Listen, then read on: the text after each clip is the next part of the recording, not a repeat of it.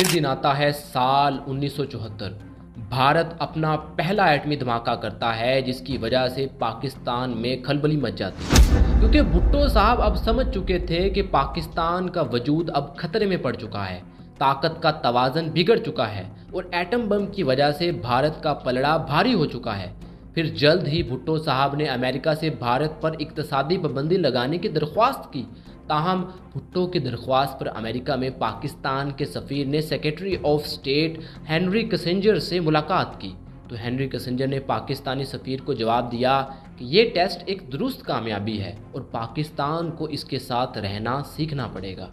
امریکہ کی طرف سے یہ جواب سن کر بھٹو صاحب کو حیرانی ہوئی، البتہ کہیں نہ کہیں ان کے ذہن کے اندر یہ خیال آ چکا تھا کہ اگر اسی طرح ہم ہاتھ پر ہاتھ دھرے بیٹھے رہے تو شاید بہت جلد دنیا کے نقشے سے ہمارا نام و نشان مٹ جائے گا۔ بھٹو نے ایک کانفرنس بلائی اور کہا کہ بھارت کا ایٹمی پروگرام پاکستان کو ڈرانے اور خطے میں غلبہ قائم کرنے کے لیے بنایا گیا ہے۔ اب پاکستان بھی ایک نیوکلیئر پروگرام بنائے گا، لیکن ہم اسے ایک پرامن مقصد کے لیے استعمال کریں گے۔ کوئی دشمن کو جرات نہیں ہوگی کہ پاکستان کو مزید نقصان پہنچائے، کیونکہ پاکستان کا ہر بچہ، پاکستان کی ہر بچی، پاکستان کا ہر شخص، پاکستان کا ہر شہری اپنی جان قربان کرے گا ان سرحدوں کو، ان پاک سرحدوں کو بچانے کے لیے۔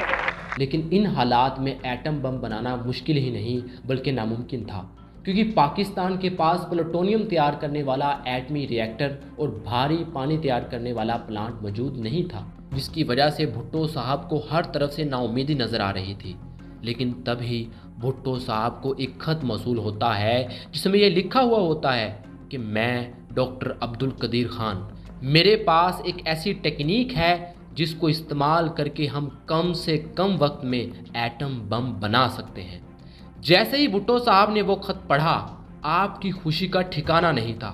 بھٹو صاحب نے کہا مجھے کیسے بھی کر کے یہ بندہ چاہیے، چاہے جو بھی کرنا پڑے۔ پھر دسمبر 1974 کو عبدالقدیر خان پاکستان پہنچ جاتے ہیں اور بھٹو صاحب سے ملاقات کرتے ہیں۔ عبدالقدیر خان بھٹو کو مخاطب کر کے کہتے ہیں کہ جس پلوٹونیم کے طریقے سے آپ ایٹم بم بنانا چاہ رہے ہیں وہ بہت لمبا پروسیس ہے جس میں بہت زیادہ وقت اور پیسے لگیں گے، لیکن میرے پاس ایک ایسا طریقہ ہے جس سے ہم کم سے کم وقت میں ایٹم بم بنا سکتے ہیں، اور وہ ہے یورینیم کی افزودگی کے ذریعے۔ بھٹو صاحب نے کہا اس کی بات میں دم ہے۔ اب بھٹو صاحب یہ نہیں چاہتے تھے کہ دنیا کو اس چیز کی خبر ہو کہ پاکستان ایٹم بم بنانے جا رہا ہے، جس کی وجہ سے انہوں نے پروجیکٹ کو خفیہ رکھنے کے لیے ایک الگ کوہوٹا ریسرچ لیبارٹری قائم کی، جس میں عبدالقدیر خان نے پروجیکٹ 706 پر کام کرنا شروع کر دیا۔ بھٹو کی کیبنٹ کے سابقہ ممبر کوثر نیازی اپنی کتاب اور لائن کٹ گئی میں لکھتے ہیں، مسٹر بھٹو کی یہی منشا تھی کہ کوہوٹا ریسرچ لیبارٹری کے کام کو ساری دنیا سے چھپا کر اس کی توجہ ری پروسیسنگ پلانٹ کی خریداری پر مرکوز کرا دی جائے اور اس نمائشی گھوڑے کے مسئلے پر اتنی شدت سے سٹینڈ لیا جائے کہ امریکہ خود ہی فرانس پر دباؤ ڈال کر اس معاہدے کی تنسیخ کرا دے۔ That my government's policy is not to have a nuclear bomb. But at the same time, I have said, why should we be prevented from advancement in nuclear technology? We want to make advances in nuclear technology for peaceful purposes and not for purposes of war.